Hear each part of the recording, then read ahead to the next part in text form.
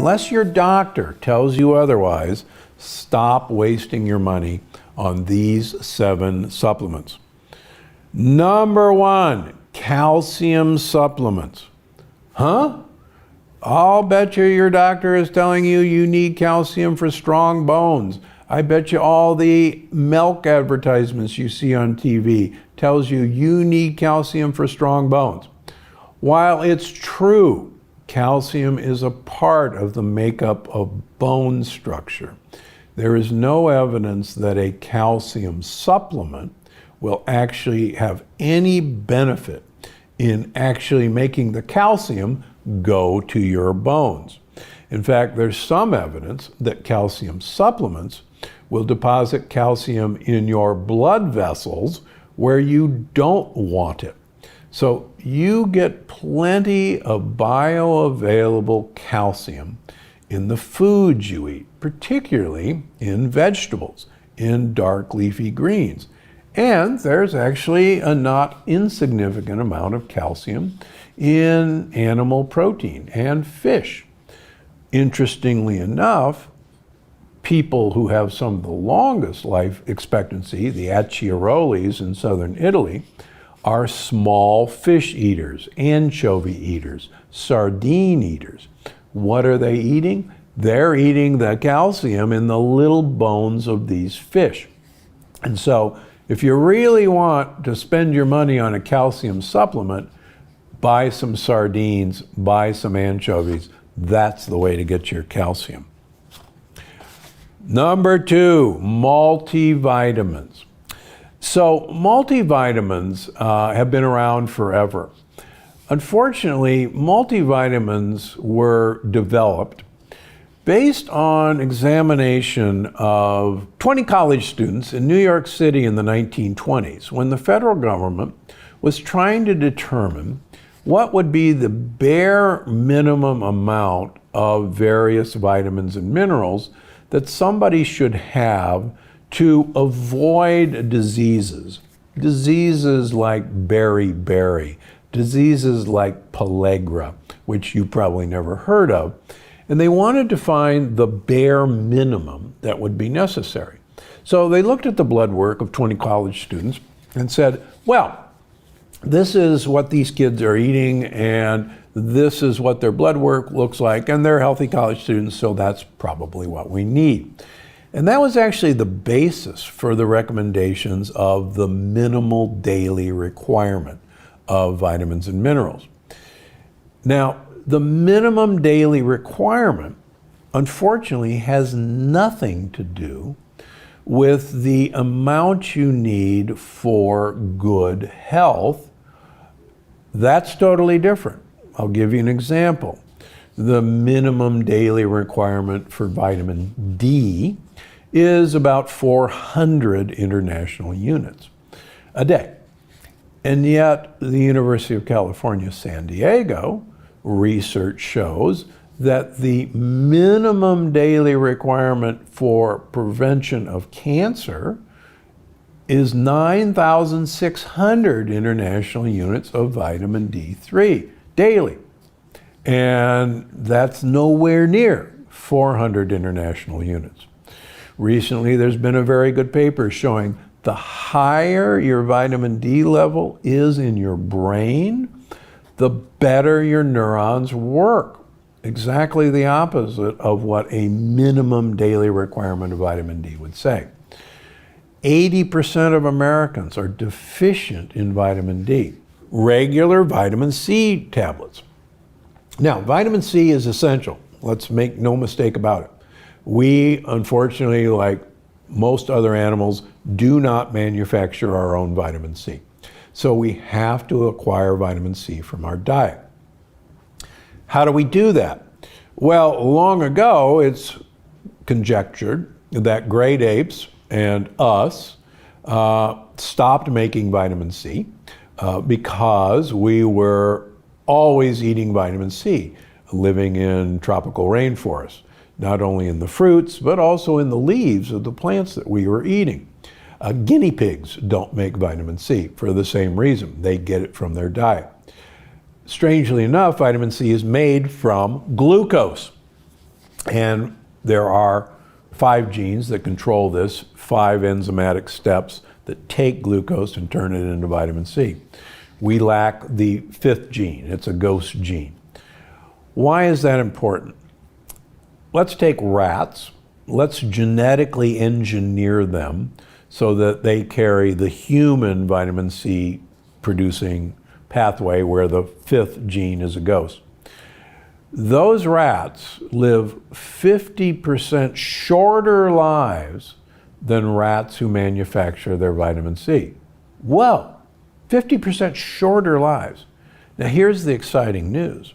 If you put vitamin C in the drinking water of those vitamin C deficient rats, they will live exactly as long as the rats who make their own vitamin C. So what does that tell you? We really have to have a continuous source of vitamin C in our diets. How do you do that? Well, if you just swallow a vitamin C tablet, that vitamin C is a water-soluble vitamin, and it will be gone out of your system in about 2 to 4 hours. So the options are take timed release vitamin C. I personally take 1,000 milligrams twice a day of timed release vitamin C.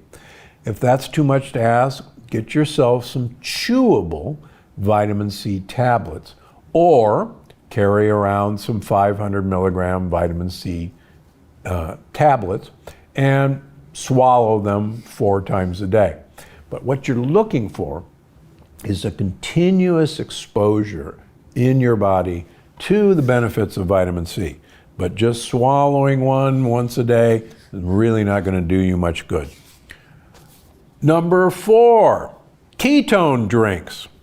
Okay, ketone drinks are a hot item. You want to be able to swallow your ketones. Here's the problem. Ketone drinks, quite frankly, taste terrible. And they're really expensive. And there's so much easier, cheaper ways to make ketones. And that is MCT oil. So if you're going to have a ketone shot, just have a tablespoon of MCT oil. The MCT oil will produce ketones automatically. And it's cheap, and you can even buy it at Costco. Don't waste your money on expensive ketone drinks. Number 5, low quality probiotics. Here's the problem with probiotics. The vast majority of probiotics you're going to spend your hard-earned money on are probably not going to make it past the acid in your stomach to populate the gut that you need. So if you're going to get probiotics, look for either spore-forming probiotics that will resist gastric digestion, or look for probiotics that are enteric coated, that resist gastric acid and will dissolve once the probiotics get to their destination in your intestines. So gotta know the delivery device. Now the other thing that's important to realize about probiotics is that almost all of these probiotics are not native to our gut.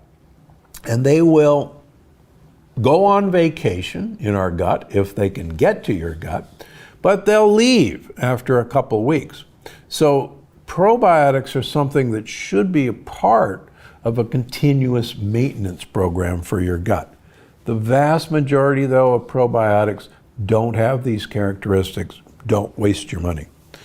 Number 6, vitamin E. Vitamin E, most vitamin E that you're going to buy, either in a multiple vitamin or separately, is actually the wrong form, the wrong isomer of vitamin E. And you should realize that vitamin E is actually 2 different classifications of vitamin E. There are tocotrienols and tocopherols. And there are only certain ones of the tocopherol family and the tocotrienol family that are any good. And if you take one with a broad spectrum vitamin E, the benefits of some will cancel out the benefits of the other. So don't waste your money on vitamin E supplements. Number 7, iron. As many of you know who have read and followed me, iron is one of those compounds that ages us. We rust from iron.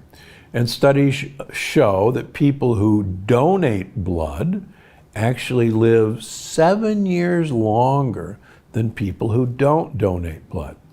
And women live 7 years longer than men, partially because, as you know, you donate blood once a month for a good half of your life, whereas men don't donate blood every month for half of our lives.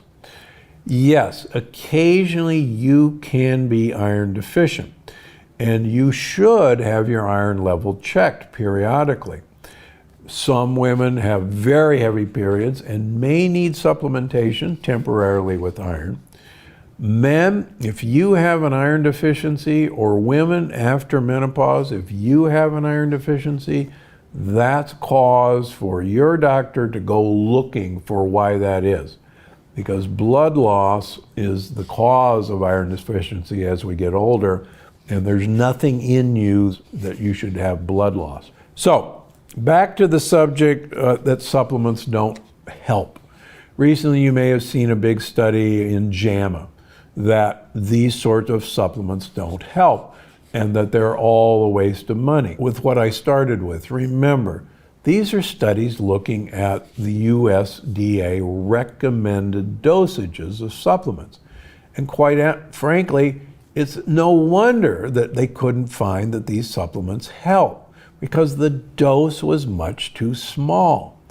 So anytime you see these studies, don't throw supplements under the bus. Always look with a critical eye as to what the dose of these supplements they were studying. And it's how much you take of a particular supplement that's really the key. Supplements are great for you as long as you know what the dose you really need to have an effective. I think you're going to love this one. Most of the blue zones, one of the things that I talk about, most of the blue zones eat only about 10% of their calories as protein.